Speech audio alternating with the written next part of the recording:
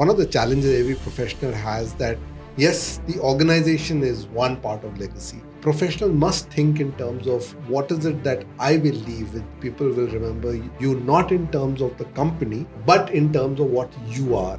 I'll go back to that word which says don't look for success, but look for value creation. Someone told me that ego should be like a shadow. Right. So when you're facing the sun, who's more powerful, who's more radiant, who's brighter, then your shadow has to be behind you. Then follow the Mountain Dew piece. Dar ke aage jeet hai. Correct. Okay, I think that's where I feel that this concept has been a big win-win. It's an amazing place where professional, experienced people are able to contribute in a meaningful way to these entrepreneurs. And Krishna said, see, I wouldn't fight for you. I wouldn't even take a weapon. He said, no, I want you to guide me. And he was there as the Sarathi. That's it. If you ever offered a seat on a rocket, grab it rather than debate with seat.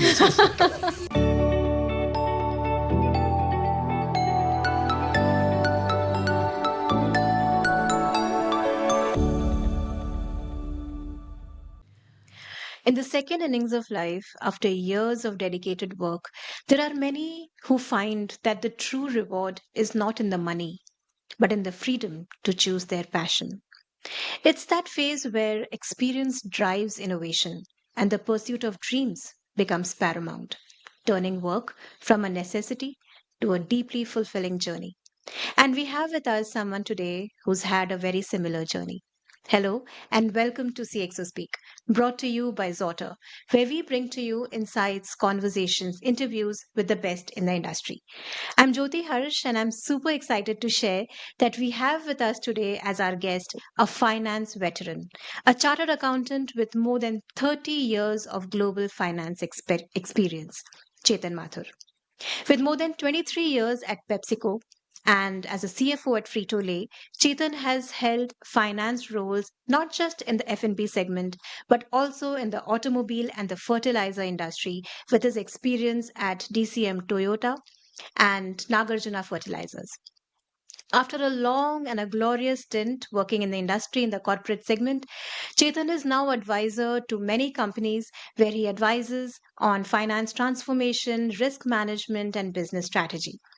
Chetan serves as the independent non-executive director and chairman of the Audit Risk Committees at Pratap Snacks Limited and is a member of the Audit Quality Advisory Board at Grant Thornton Bharat. Chetan is passionate about supporting startups and he's been mentoring startups like Travel Buddy, Dr. 24/7, and Risk Educators Private Limited, which is behind the Global Risk Management Institute, Gurgaon. Chetan is the proud recipient of the CNBC Risk Management Award and has been conferred with multiple CFO awards by PepsiCo. Join me in my conversation with Chetan Mathur. Hi, Chetan. Thank you so much for joining and welcome to CXO Speak. Thank you. Thank you. It's a pleasure and an honor. It's great to be here. Pleasure's all mine, sir. We'll talk about your professional journey. It's been such an enriching journey. You've worked with big corporates, big names, including PepsiCo, Frito-Lay's. PepsiCo is a beverages brand. Frito, as everyone knows, is a snacks brand, and they're big names. And after a long stint in the corporate, you've now started your own independent consulting where you mentor starters. You're a strategic consultant, and you're an advisor to so many promoter-led organizations. So, how did this shift happen? When was it that you thought, okay, now is when I would want to have something of my own? Okay, no, interesting question, and it's a story, right? And this was, I spent 23 years in PepsiCo, so about 20 or 22 years. I met a gentleman, and the question happened around career, and the question was that what's going to be your legacy? Okay, now the one of the challenges every professional has that yes, the organization is one part of legacy, but a professional must think in terms of what is it that I will leave with. People will remember you not in terms of the company, but in terms of what you are. So that was the challenge that the gentleman threw, and he's obviously a life coach kind of person. But we were meeting socially, and so it kind of struck me, and that's when I started talking to the company, saying, "Hey, I want to recreate myself," and I'd chanced on this word called second innings, and I said, "Second innings karna hai." And it kind of is how life kind of throws out and opportunities. So I did start talking to a few people who were looking for co-founder type of folks, and so there was an opportunity that was sitting there. So GRMI, for example, was one. Another one is called Dr. 24/7. It's in telemedicine. The third was a delivery kitchen. It is called Roomies. And all three of them were being, the promoter was somebody who I knew from past, right? So, and it was an area that I was interested in. I mean, so the driver of all of this was, how do I create something which is not the organization I represent, okay, rather than what I do on my own. And also I needed to manage my own calendar rather than somebody else True that. True that. manages one's calendar. Yeah, So true that. Self-driven. Yeah. This second innings definitely allows you to be not necessarily master, but at least a lot more in control of your time and the effort that you wish to put in. So Right. again, so early stages GRMI needed people. So I spent first 2 years being almost a full-time employee, unpaid but full-time employee, because and of course formally I was on the board, but informally I was a worker up there.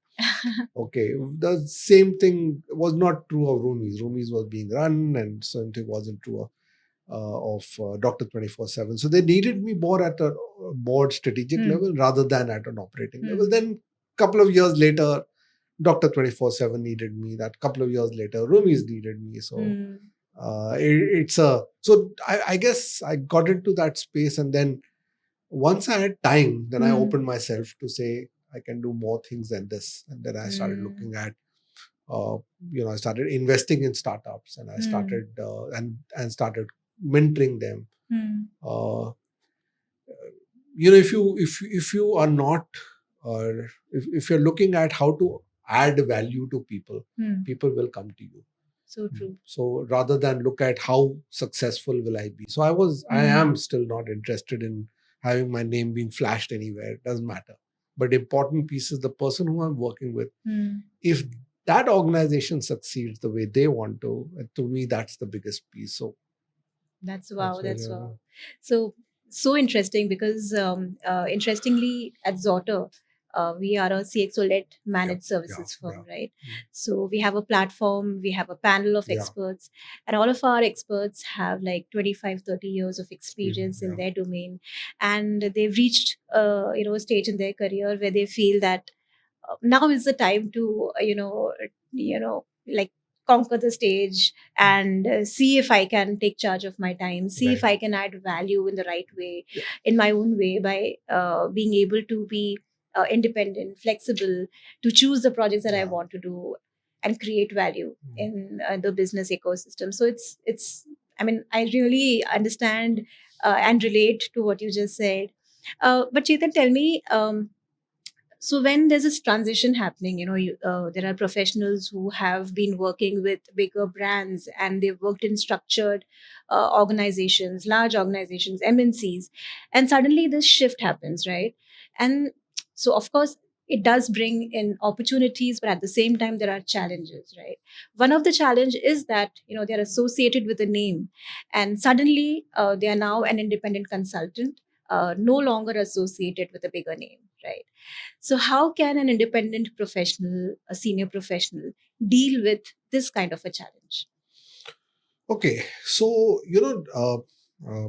when you are walking out of a large organization, okay, there are two things that you carry with yourself. Okay, the first piece is your experience, which is 5 years, 10 years, 25 years, as you said, is hugely rich. You've probably worked across geographies, you have probably worked across industries, you've probably worked. So that's one piece of, let's say, value that you have. True. And it's true to you because it's your experience. I mean, it's very difficult for anybody else, to have exact experience of your kind. That is one. And the second is being able to manage complexity with a team, right? Which is true only in larger organizations. When do I say complexity? Because you're working in a matrix structure. There are various people who have to be informed, and there are various people to be consulted. Okay, there are a lot of do's and don'ts. Okay, and you also have a team, so therefore you're not succeeding as an individual, but you're succeeding as a team, which means you got to take people along.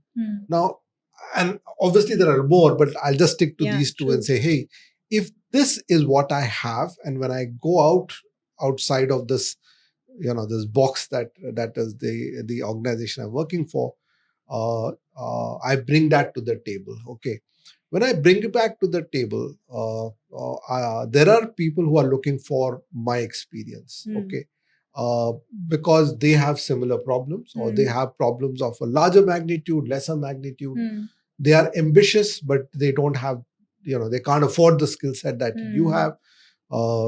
Maybe they have some great ideas which need to be nurtured and brought to a stage.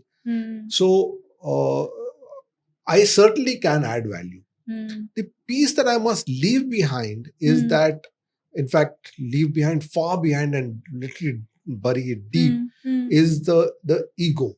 See, the challenge in large organization or in government or in all of these is that the role that you play is almost, I will not say godlike, but you are on a pedestal. So therefore, people open doors to you, and a lot of things happen which are if I were to say, very addictive. You got to leave that behind, because now you are technically nobody, or you're starting afresh, starting anew. So take it that way. If you're starting new, you're starting, then be open or be helpful. Be, as learn, unlearn is the word I would use, right? People, and in fact, people are using where it is, I have to unlearn as much as I learn, and as long as I do that, I start create. So I'll go back to that word which says, don't look for success, but look for value creation. And you will have it really, really sorted out. And the opportunities are so many. Okay, so there are. It's up to you to say what is it that how do you wish to help, rather than. I also feel that today. The organizations which are either startups or small or medium term are far more open to saying, I need help. Entrepreneurs saying that I need help.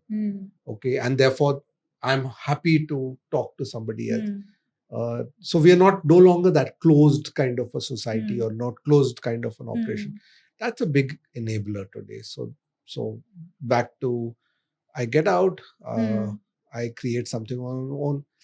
You also need to create a brand for yourself. So people, when they think of you, they should be able to relate to a few things.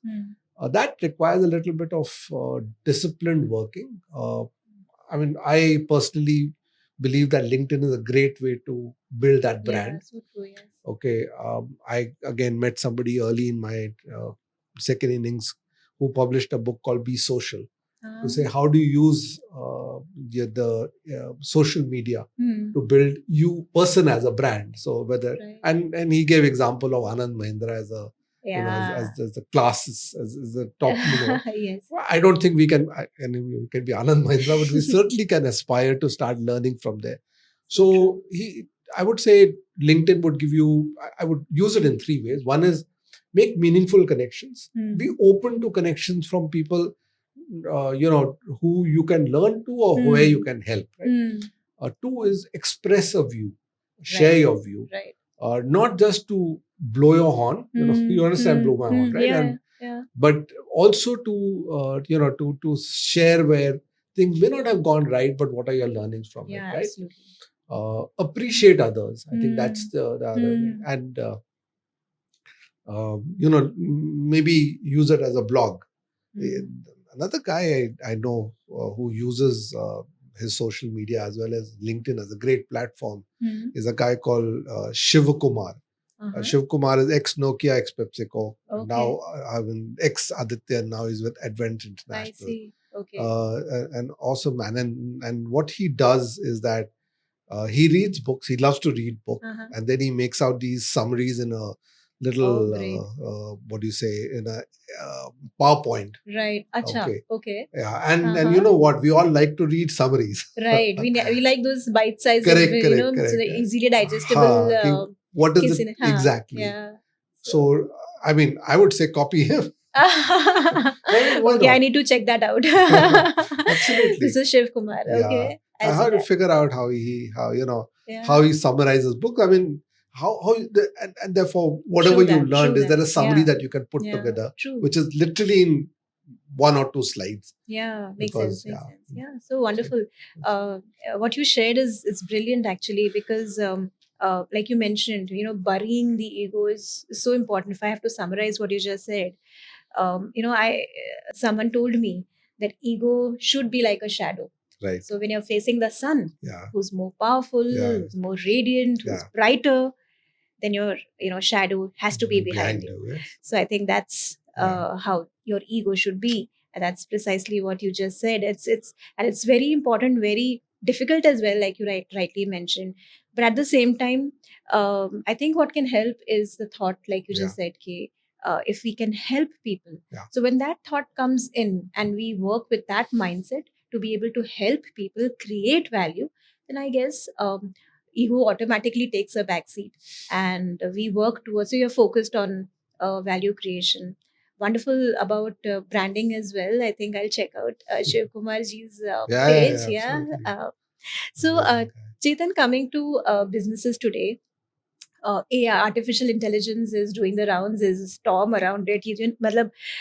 For me, it's like yatra tatra sarvatra, so jahan dekho wahan pe hai, and it's overwhelming sometimes. It's very it feels as if, okay, it's a storm. What if I'm not able to ride the wave? What if I'm not able to catch up with other businesses? So from an entrepreneur's point of view, how can businesses ride the wave without being anxious about it? Okay, so knowledge is power, correct? So true. When you are an entrepreneur and you are seeing these new things come up and you're not familiar with it, okay, there is a process, very powerful process called reverse mentoring. Reverse mentoring means that I go to a person who's much younger to me, but who's digital native. Right? It could be even your child, it could be anyone. So somebody who's digital native will be able to relate to this lot easier, than somebody who has come up with 25 years experience, right? So reverse mentoring, just like you mentor young people, the young can mentor you, right? Yeah. So it's a very powerful proposition, and you need to take it just the way mentoring is, which means, hey, I want to reach here. Right. What is it that I do? Right. What should I read? What should I hear? What should I see? Because today you got all the 3 mediums available to you, right? I mean, you got the YouTube, you got podcasts, you got books, etc. That is the first part. I would say invest in it. Now, I'm not saying it's easy to find mentors, but start looking, right? The second piece is that experience in bite sizes. I'm a big believer that, instead of, let's say, shaking the entire tree, and instead of doing big bang, look at pilots and have small wins. That gives you the comfort and that gives you the confidence of moving, in the right way, in the right speed, and with the right team. Which is something you should do as an experiment. So even if you fail, it's an acceptable loss. And you fail fast. Right. So, then therefore you can move on. And I also believe that, once you have a belief, then follow the Mountain Dew piece. डर के आगे जीत है. correct. Have So a big true, glug so true. and then छलांग लगा दो. Yeah, take the plunge. Yes, Exactly. yes, The bilkul. chances are you'll succeed more than. Yes. Okay, but you have to do that. I mean, Yes. you got to do that. Fail fast, fail way. forward. Absolutely, Yeah. absolutely. And you know what? For somebody with experience, actually, in my view, is a much better chance of success than somebody who's new or Yes, who's so young true. or who's doesn't have the experience, because you can take a far more measured view of the risk and versus reward, right? Versus, because you have experience to say, hey, you know, and again, just talking about technology, and I am working with a few listed companies also, and one of the challenges that I see is companies have invested a lot of money in SAP HANA. Okay, it's a great product, and again, I very strongly endorse it, but it's not for everybody. Okay. Now, it's for organizations which are fairly mature in processes, which you have to be super clear how well you can use all the modules. Otherwise, look for homegrown solutions, and believe you me, they will give you as much as an SAP HANA does, possibly with lot less hard ones. Yes. Zoho, yeah. Okay, or yeah, even true a Tally, that. and I mean, you look for solutions which are more applicable, pocket-friendly, applicable, to your own maturity. Yes. Now, the fact is that I am not there. I mean, why do I go create that? Why do I boil the ocean? So that's where technology comes in, and that's where when you start looking at technology, look at it as an enabler, a problem solver. Makes sense, yes. Yeah, so rather than the latest fad. Yeah, I know. Yeah, it is like, सब कुछ चाहिए, चांद भी चाहिए, हमारी organization में कल ही चाहिए. It becomes very difficult. You're right. Yeah. So what you're saying is, we understand the trajectory of my business, see what stage I'm at right now, what suits me best, what's the requirement for my business, and accordingly take small steps, do some experiments, see if we are succeeding. Yes. Embrace it as an enabler. Yeah. That also allows better change management. Otherwise, believe you me, most projects which are especially technology based fail because there is just no acceptance in the organization. Yes. People are scared of their jobs. They are scared whether and AI is the classic tool saying. That's the talk of the town right now. So don't be worried about your job. Just make sure that you learn a new job. Yeah, so true, so true. So talking about professionals, independent professionals, when they provide services independently, there's this AI storm happening in the business landscape, and this consultant has to provide services. Now that these growing businesses, mid-sized businesses, it's indispensable. AI has to be there, is going to be there in their trajectory of growth. How do professionals ensure that they stay relevant, that they are upgraded, and they know everything about whatever is there to know about AI, so as to help organizations in their growth journey? AI is a tool, okay, and it's a very powerful tool. I'll give you one example. So, talking about this AI piece, there is this company that I'm supporting called Travel Buddy, and this is in the space of traveler community. They basically created a community of travelers who can speak to each other, talk to each other, find sometimes buddies to travel along with also. Okay. And one of the, let's say, feedback that came to them when they met their users, etc., was I want to go to a place, but I really don't know what I should do there. One, of course, I put a question out in the chat box to people who live in that place, but each one gives his or her own answer. So basically, what came out is there some way you can get a indicative or a itinerary of some kind. So voila, all these guys did was use chat GPT to ask this question that I'm going to, like an example was, I'm going to Kathmandu, what can I do there for 2 days? And you know what, chat GPT gives you the answer in 3 minutes, and now it comes back to the reader or to the user, hey, this is an itinerary that you can look at, and then that's a starting point, and then you can do up and down. But the point I'm saying is ki, listen, as a as a leader or as a professional, I have to understand what this product is. So that is the first part, which means I must learn what the product is. Don't be shy of asking whoever. Ask your child also if the person knows well, to say what is the possible product capable of. But then using your experience, which is what you have, see how you can utilize this effectively to start addressing increased revenue, cut costs, and ease of working. I mean, I'm calling out these three as key. I mean, there are 1,000 other things that can help. That is, to me, the way people should look at. I go back, and maybe this is it's about grab the opportunity. Okay, don't sit there waiting things to come, but go there and say, how can I make things happen? So be proactive to find solutions. Proactive to take some risks. So true. So I think what you're saying is absolutely relevant, and it's so important for business leaders to be able to just make that slight shift in the mindset and not be scared about it. Learn new things, ask as many people as possible, and use the experience that they have gained over so many years to be able to use artificial intelligence. And it's all of its intelligence combined with our own and create value, I think.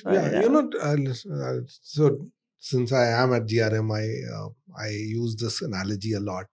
I said, you know what, when people were studying in the 80s, you had to go and get knowledge. So teachers would help. Yes. Now we have Uncle Google. Uncle Google, now, the fact of the matter is that you ask a person a question, 99% of us will not need to think. We'll just have to figure out the right question to ask and get. True. So the AI is Uncle Google magnified, right? So the question is, and therefore the scene is that now you have a far bigger, not just knowledge, but also how to use it available to you. So somewhere along the way, that is, at least to me, a way that the advantage that we have today, right? So true. Chetan, talking of independent professionals, there's always been this thought, traditional businesses, conventional way of working has always correlated the role of a CXO with age, with seniority, with experience, right? So that has been the equation. Like if you have a CXO in an organization, he has to be of a certain age, a certain experience, certain seniority, and that has been the equation all of these years. But businesses are changing, times are changing. The way everything is functioning, especially with AI coming into the picture, is changing every day, is evolving. What are your thoughts with all this change happening? Does this equation still hold true, or has it changed as well? Okay, so let me try and give you use an analogy of something which are women's best friends, diamonds. Oh yes, diamonds. So you have two kind of diamonds.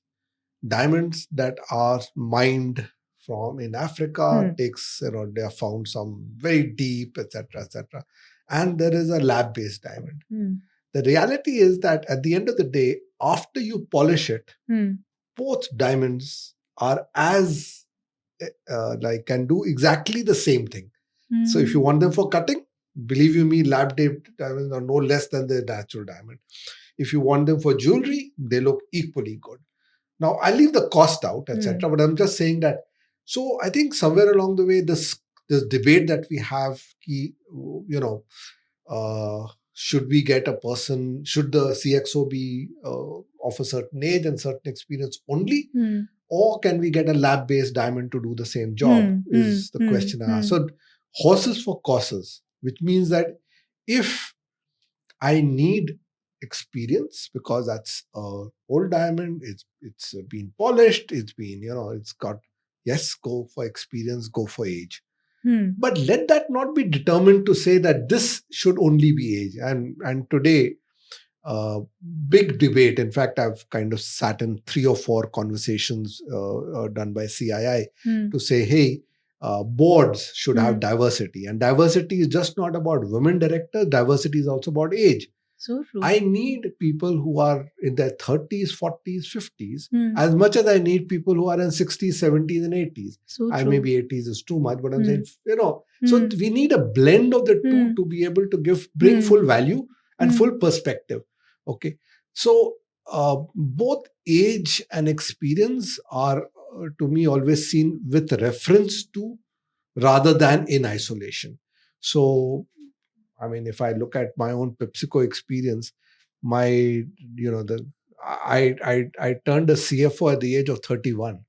I mean, you don't turn CFOs at 31, That's right? wow. But Yes. the point is that, I mean, again, it was not a big business, but it was a business, all right, right? It was. Yeah, so they took a chance on me, and obviously I made mistakes. It's not that I didn't make mistakes, but at the same time, and then I did an operation, not a staff role at the age of 50, which was like, so much bigger geography. But so lab based or natural?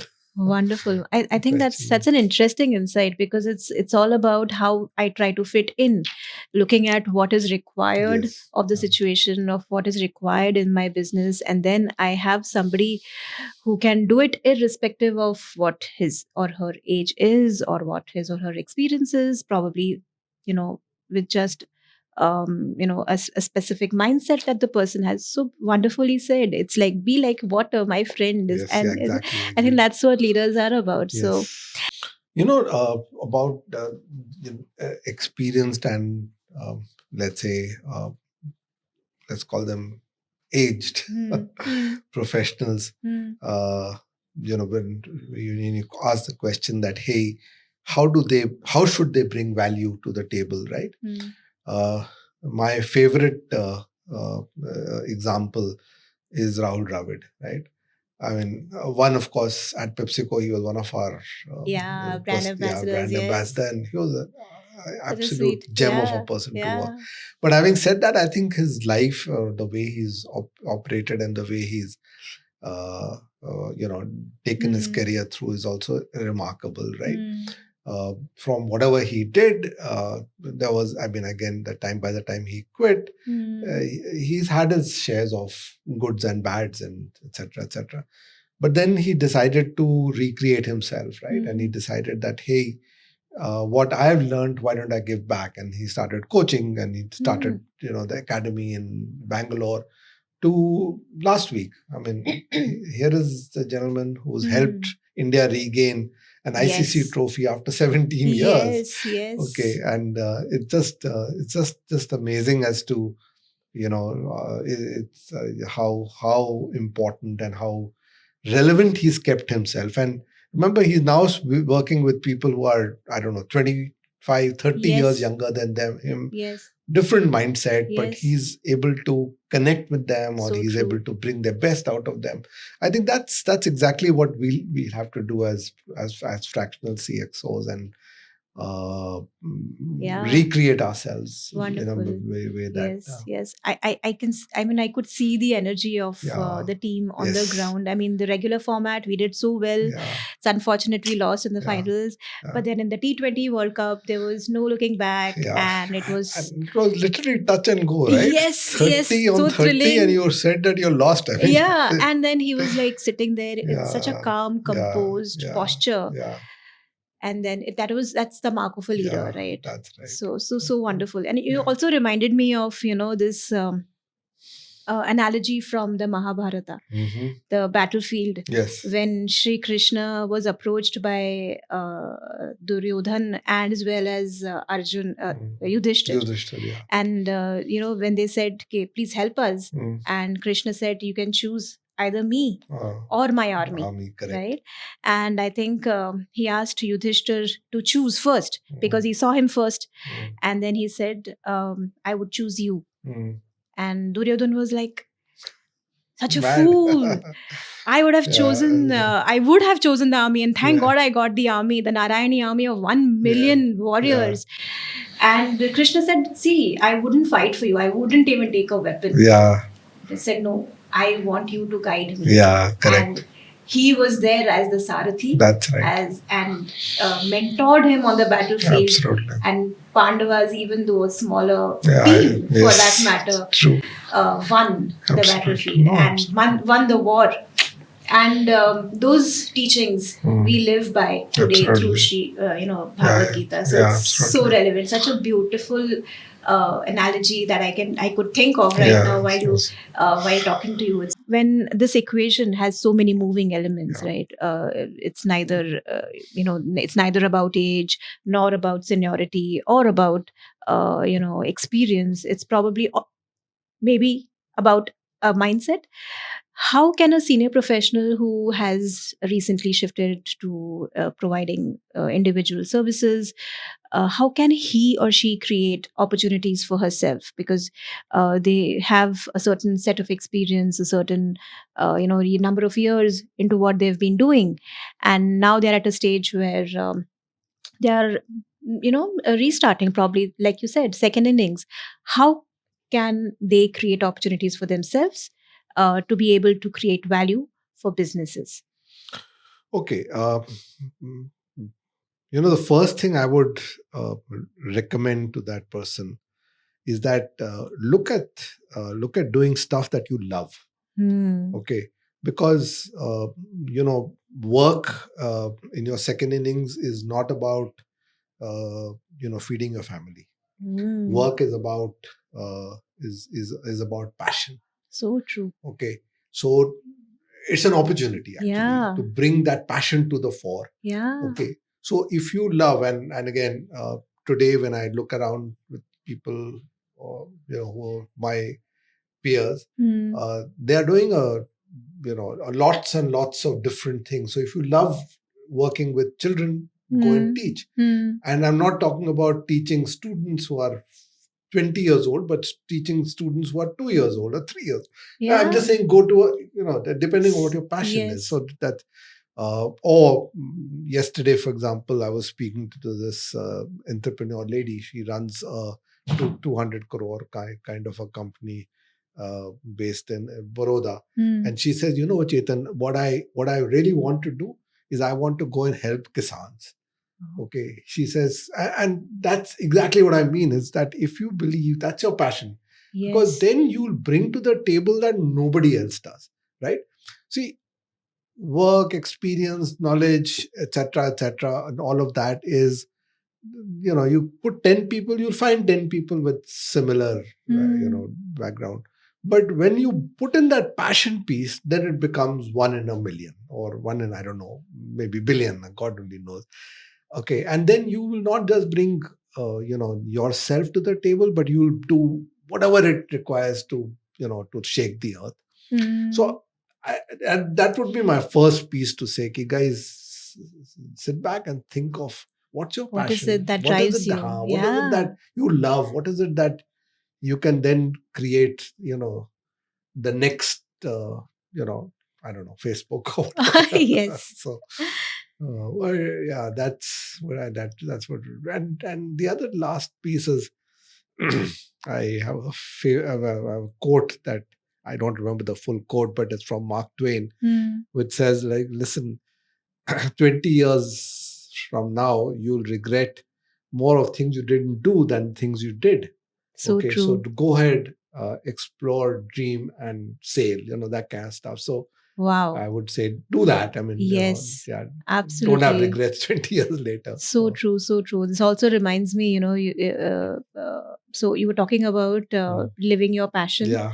Reminded me of the book Ikigai. Yeah, exactly. The intersection between your passion, what you're good at, what the world needs, and what they're ready to pay for. Absolutely. So I think it's a wonderful book. It is a wonderful book. Read. Great philosophy. Yeah, great philosophy. Beautifully written. Reminded me of that. Thank you so much.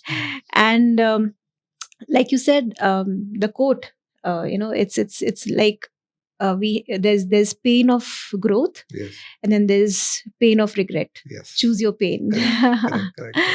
I think Correct. that Yeah. it's easy to Growth is better pain. growth is a better pain.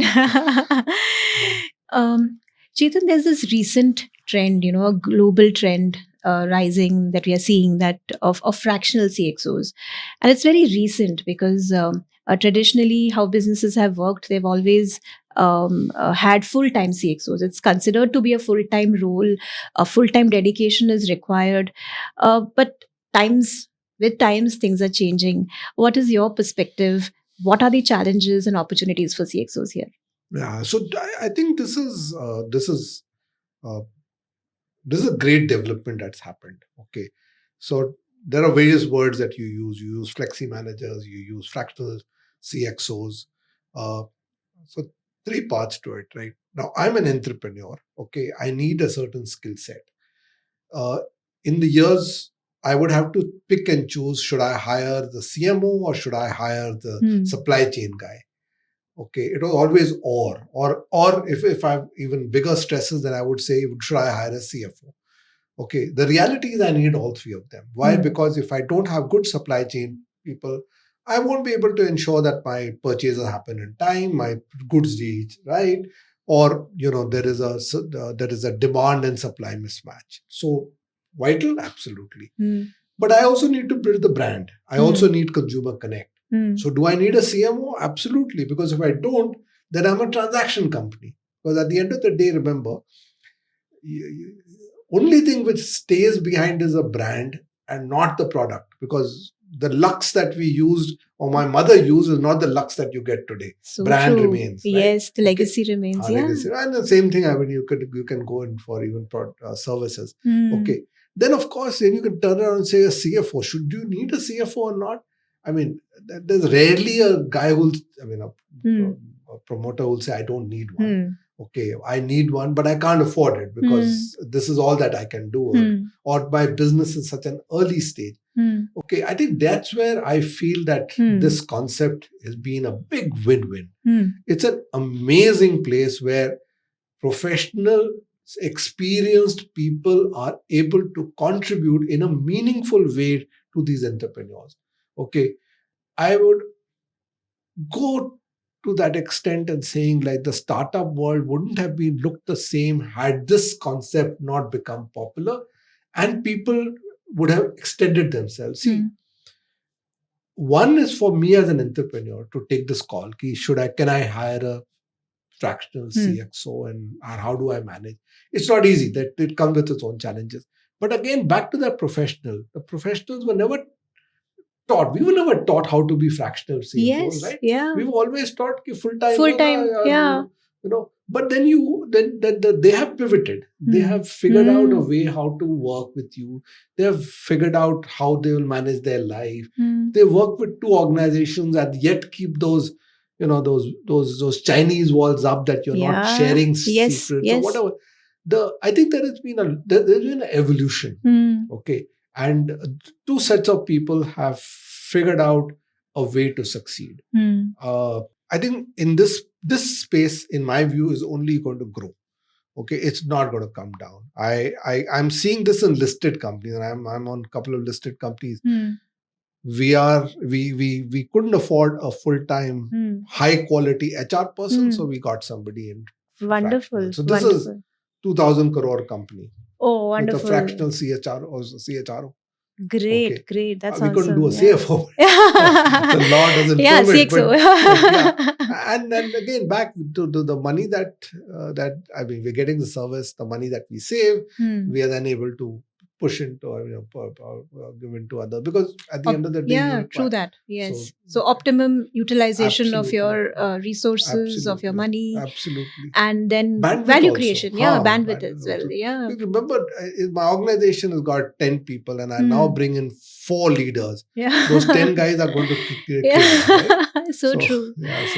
It's somewhere along the way, it's a balance that allows it. And I'm so glad that it has matured. I'm so glad that there are organizations like yours which are now available, which are able to find that talent which can match. I mean, Yes. So I guess somewhere along the way. Yeah, so true. So yeah, you mentioned it. Zawter. At Zawter, we align our experts with the needs of our clients, and we ensure that we have an expert who has solved a similar problem during his journey, and he is someone who can, solve it again in the same fashion for our clients as well, with the help of our team. So that's how we are supporting another thing that the fractional CXOs bring to the table, they also help to build a very strong team within. See, I may not be able to afford a 1 crore salary, but I can afford a 20 lakh salary.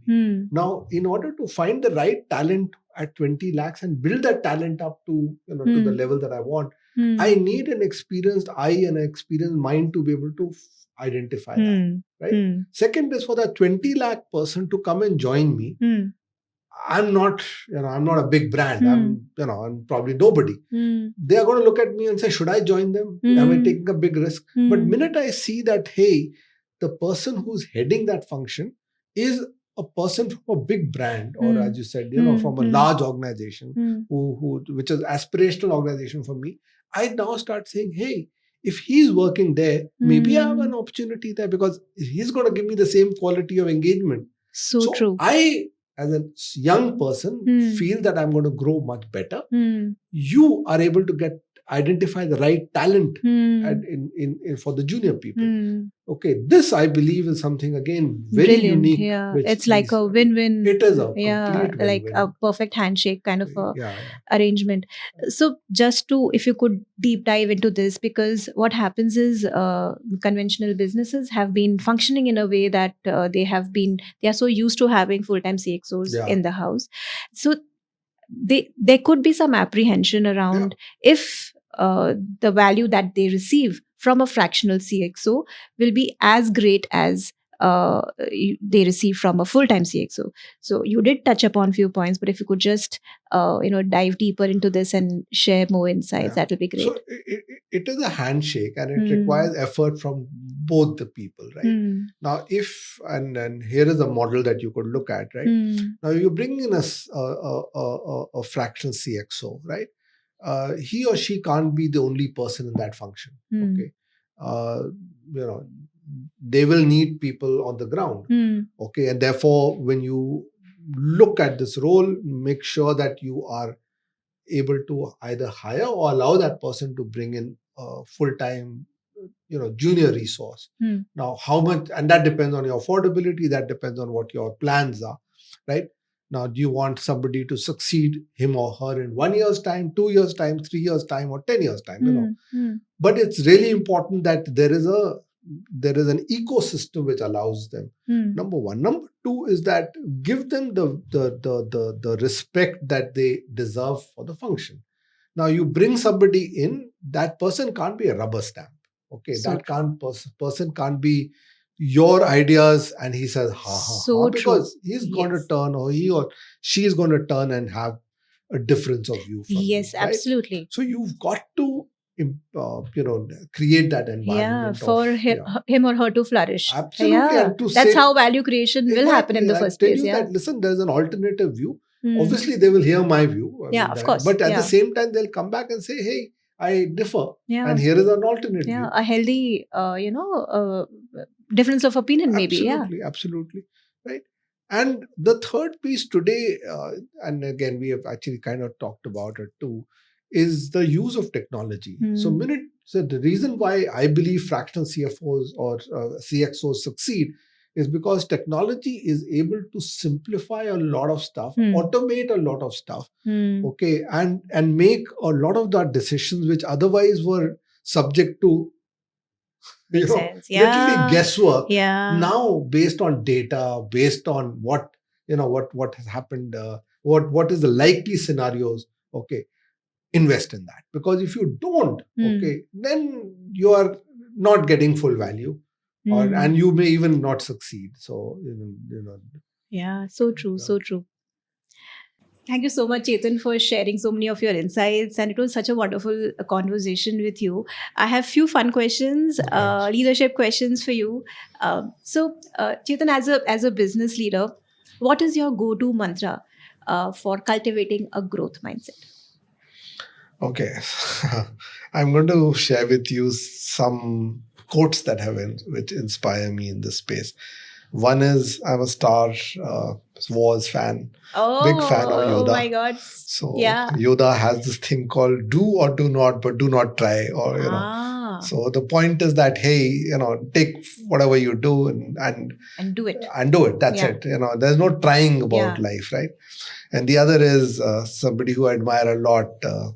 Sheryl Sandberg. She's the CFO, CEO, and, amazing diversity leader, etc. So she says this: hey, if you ever offered a seat on a rocket, grab it rather than debate which seat you should sit on. So true. We keep thinking, ye, wo, and then we forget. Oh my God, this is what is going to once in a lifetime opportunity. Correct, so true. I think So me, I take inspiration from folks who've been there, done that.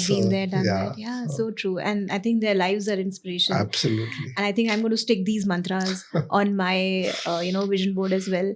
So, and one more question. Sure. So if you had a superpower as a business leader, what would it be and why? Okay, superpower. So again, I don't know how to define superpower, but listen, the most important resource that any leader has is people. So any superpower that I would look for is my ability to be able to understand and reach out and touch those points in my people so that we create winners. Wow. Okay. Because if I can do that, believe me, we can solve world's problem. Okay. That again, people are the most important, and we don't necessarily spend enough time, in working in that space. We worry about a lot of other things too. So such a beautiful thought. So I think what you're saying is you would love nurturing people and their dreams, and we'll have so many winners. Absolutely. Because of this noble thought that, okay, let's create more winners, let's create more leaders around us. It's so beautiful. Thank you so much, Chetan. It was a pleasure talking to you. My pleasure. And an absolute honor to have this conversation with you here today. Thank you so much for taking our time. Thank you. Thank you so much. This was such an insightful conversation. There's pain in growth and there's pain in regret. We need to choose our pain. Chetan shared such interesting snippets from his experiences, such interesting insights on how senior professionals can thrive as independent consultants and create value for growing businesses in today's times. I'm sure you've had a lot of key takeaways from today's episode. For more such conversations, please stay tuned to CXO Speak. To know more about Zawter, log on to www.zawter.com. Do not forget to follow us on LinkedIn for professional updates. You can also follow us on our other social media accounts, the details of which are there in the description box of this video. This is Jyoti Harsh signing off for now. We'll meet again in another conversation. Until then, take care and stay blessed. Thank you.